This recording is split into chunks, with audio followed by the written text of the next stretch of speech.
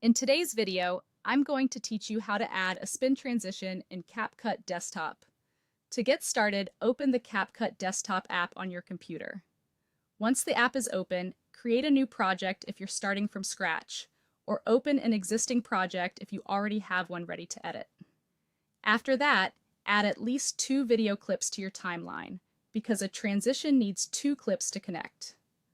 Place your clips next to each other on the timeline, making sure there are no gaps between them.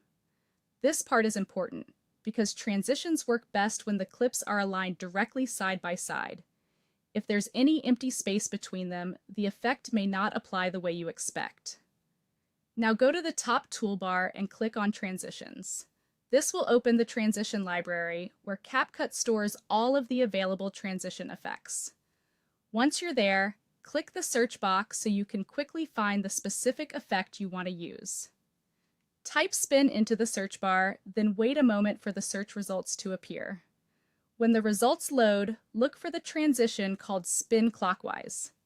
If you see a download icon on it, that means the transition isn't installed yet, so click the download icon and give it a few seconds to finish.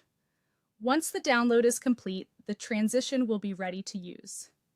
Next, either click the plus button on the spin clockwise transition or drag the transition directly between the 2 clips on your timeline.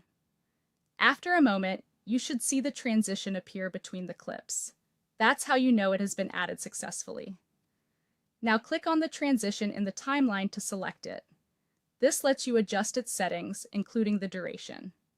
If the spin feels too fast or too slow, you can change the duration until it matches the pacing of your edit. A shorter duration usually feels more energetic, while a longer duration can feel smoother and more noticeable. Once you've adjusted it, click the play button to preview the transition.